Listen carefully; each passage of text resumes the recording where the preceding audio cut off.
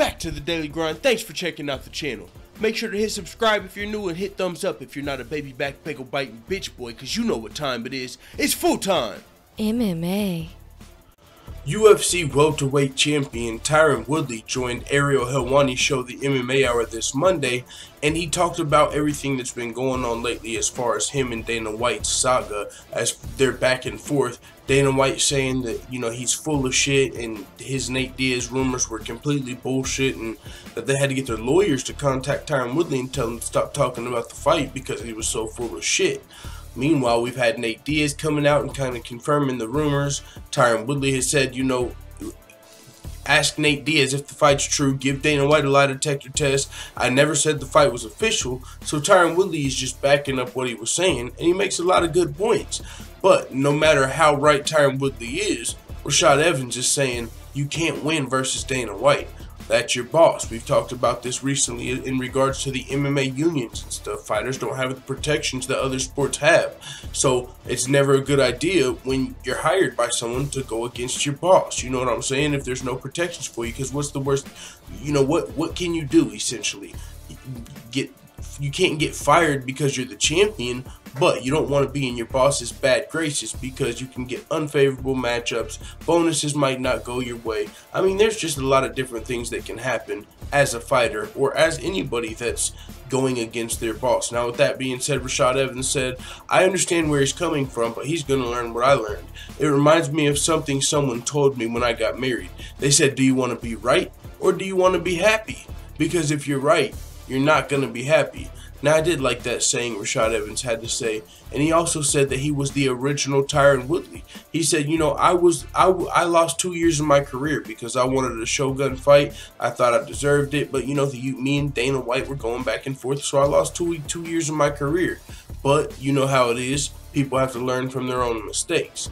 Now, one interesting factor about Rashad Evans giving Tyron Woodley advice is these guys have had a little history with each other as far as, like a team beef, like Black Zillions versus American Top Team.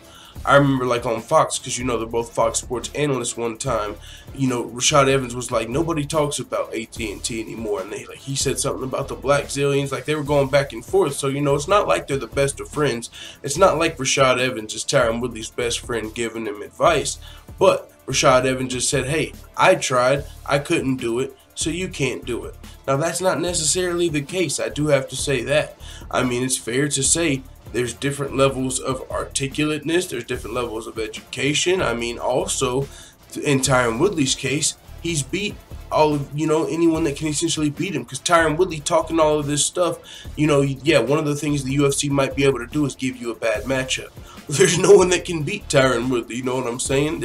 So with that being said, Tyron Woodley can have his saga versus Dana White. One evening or one weekend they're cool. The next weekend they're at each other's necks. The next weekend they're at a football game. The next weekend, fucking, you know what I'm saying? Dana White's on Fox calling out Woodley and Woodley's calling him up. You know what I'm saying? These guys have that type of relationship, and Tyron Woodley's not worried about the repercussions really, because he's like, who are they going to get to beat me?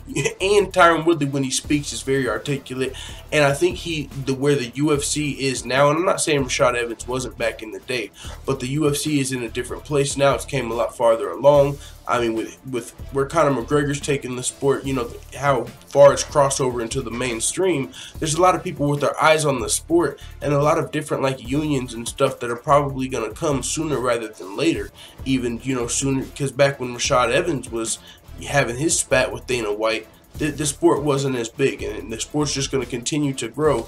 And as every single professional sport that has ever grown, there's going to be some type of acts, whether it's boxing with the Ali Act and just other acts that protect boxers, or whether it's like the NFL or NBA or with their union, the players' unions, whether they have a fighters' union that comes around.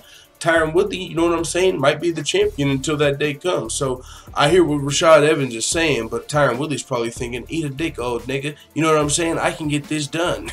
Rashad Evans, he felt like he couldn't do it, so he doesn't think Tyron Woodley can, but hey, I don't think that's the case either. Now, it's not super smart to go against your boss. You know what I'm saying? That is true. But hey, it is what it is. Tyron Woodley's going to do his thug dizzle, and I'm sure him and Dana White will be cool next weekend. at some fucking barbecue and posting pictures, taking selfies together, and everything will be all good in the hood in the fucking next episode of Dana White versus Tyron Woodley. Let the full-time failure know what you think in the comments. I'm out.